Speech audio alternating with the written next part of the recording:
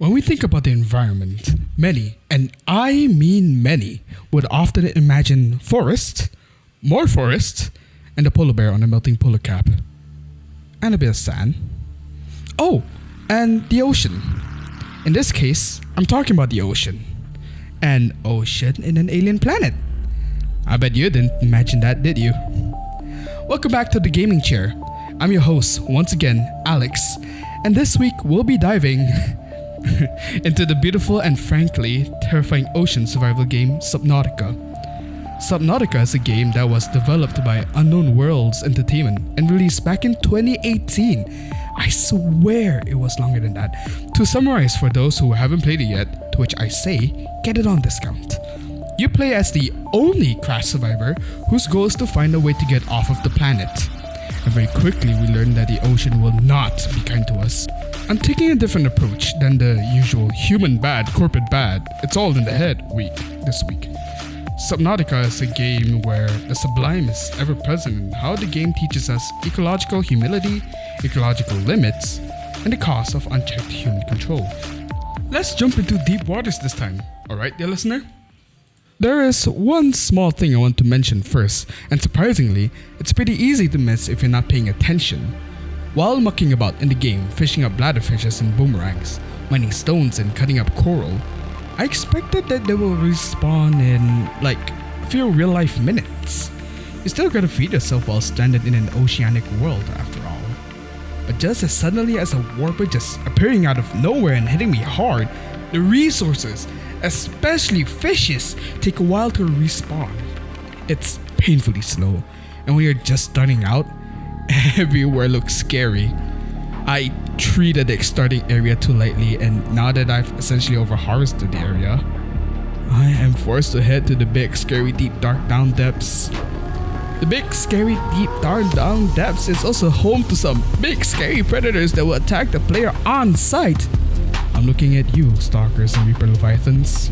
It also doesn't help that there is a decay mechanic for certain food types over time, making food conservation all the more punishing if you don't consume the food in time. Hell, you lose food and water if you consume rotten food, although why would you eat them knowing that they can do that? Because of those reasons, it forced me to start thinking about how much I actually need, rather than how much I can take. It's kind of like maintaining a sustainable lifestyle without taking too much from the environment. It dawned on me that there is a sense of an ecological limit in the game. The resources that I can gather, from stones to fishes to plant life, are not to be taken granted as they take a long while to spawn back, forcing me to practice the mindset of planning ahead and take what I actually need. The only reason why I maintained a sustainable playthrough wasn't because I was told to be mindful of what I take from the environment around me, but because the game is programmed to push me, the player, back and telling me to slow down and think, at least until I reach a point where I can produce food sustainably. So, here's my message about my experience with the game. I am no master of nature. I am just as much a part of it as every living being is. This brings me to the main meat of this episode. While I learned to throw aside my view as master of the ocean and remind myself that I am but a humble servant to the sublime ocean, the architects learned too late that their hubris caused the downfall of their species and the planet as a whole. Who are they, you may ask? Well, they're a species of cybernetically advanced aliens who brought in a bacterium called Kara over 1,000 years ago. 143 billion individuals were killed off because of the bacterium, resulting in near extinction of the architects. So I can imagine that creating a cure for Kara is an utmost priority. They came to the planet 4546b, to research the cure for the Kara. Sounds reasonable, right? But how do they go about finding the cure? Simple. Create massive research facilities, harvest indigenous life forms, experiment on them, and at some point, killing the young. I am not making that last one up. Ecocritically, it's an anthropocentric thinking. Or is it architect-centric? Whatever it is, it's like that. They justified their survival as necessary and scientific, very clearly separating them from nature as superior to it and turning nature into exploitable resources. With that understanding, won't the architect's way of thinking will eventually bite back? They do, in fact, get bit. Very hard. A pivotal moment in learning about the architects is the Disease Research Facility incident. They find out that the sea emperor leviathans create an enzyme that make them immune to the Chara bacterium. In an attempt to get the enzymes needed from juvenile sea emperors, they forcefully hatched the sea emperor eggs, resulting in at least the death of one juvenile. I'll let you think of the implications, listeners. When the architects can't afford to lose more juveniles, only then they try to learn how to hatch them right. How do they do it?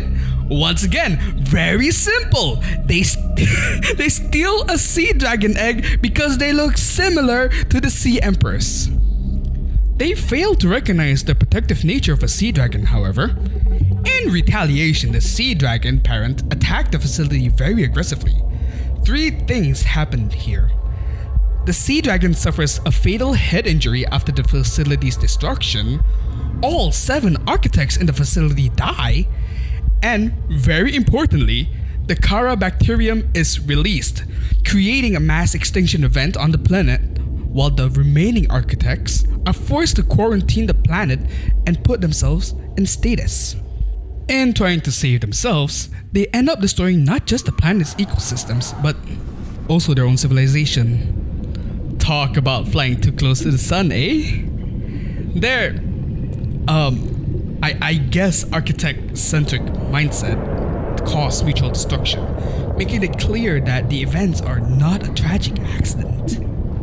It's when you push the ecological limits and the falling consequences for everyone that reminds me, and hopefully you, dear listeners, that nature is not something that us humans can simply control. With that in mind, the overharvesting is pretty similar, right? When we push nature's limits and ignore it, it can lead to heavy consequences, whether it's a player overharvesting a biome or a civilization exploiting a planet. Only difference is that I can always try again in a new playthrough. The architects, well, they sank because they thought they were above the ocean.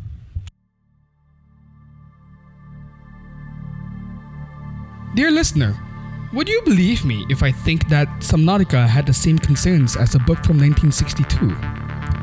Rachel Carson is an American biologist whose book, Silent Spring, fostered awareness of the dangers of environmental pollution. They both address the consequences of blindly interfering with ecological systems that aren't fully understood. In Silent Spring, Carson heavily criticizes the widespread use of chemical pesticides. It wasn't because it was created with malicious intent. After all, it is rather noble to progress human society. Rather, she criticizes the chemical pesticides because the biocides, as she described them, were not just killing pests. The damage is spread not to just the environment, where birds die at alarming rates, and crop poisoning, but also to humans, causing cancer, poisoning, and other related health issues. Also, I would like to add that the people responsible for the biocides only took action once they were confronted with issues that directly affected humans' health. Isn't that funny? Compare that to Subnautica. Much like the people that Carson critiques, the architects see the planet as something that can control to their needs for survival. The architects' search for a cure aren't inherently malicious, like the pesticides. They are finding the cure to save their species, which you could argue is noble. The problem, however, lies in the belief that the architects can control a complex ecosystem without fully understanding it. Both game and text challenge anthropocentrism, in the sense that they put the needs of the superior party, humans and the architects, above their environment. One causes an environmental collapse and endangered human health. The other causes a planetary-wide extinction event. They ultimately suggest that environmental issues aren't simply scientific problems. They force us to question our control over nature and makes us wonder, is it truly for our betterment if the thing we're controlling ends up harming us? The warning remains all the same. If we treat nature as a tool, it can lead to consequences that may become unprecedented, and no amount of technology can undo the damage. With all that in mind, looking at Subnautica with an ecocritical lens shows that it goes beyond a survival game with the pretty ocean and scary depths. It's a game that teaches us about the limits of an ecosystem, the ethical degradation of the architects, and how their hubris led to their extinction. I know it started out as a simple respawn mechanic, but that lesson on environmental humility led to the tragic story of the architects and the cost of their hubris. In trying to save themselves, they exploited planet 4546b, treated it as a research facility, and ultimately ended their own civilization and much of the planet. All because they thought they could just steal and infect whatever. It isn't evil to want to progress society, but it becomes meaningless if they ignore the ecosystem. It isn't through dominance of the ocean that you survive, but it is through respecting the dangers of the ocean and learning how to live with it that the survivor finally manages to escape the planet in the end. And apparently getting built for escape for using Altera resources, to which I say bugger off, you damned corpo. With that, I'll be wrapping this week's episode up. Before I sign off, I'd love to hear what you think. If there's another game you'd like me to dive into next, I sure would love to make an episode about it. And just to tease a bit, I've been playing a dandy game called Sunday Gold, and let's just say that it's got style, it's got attitude, and it's got a corporation that specializes in questionable experiments. Oh, and capitalism, but that's a story for another time. I'm Alex, and it's time to get off the gaming chair.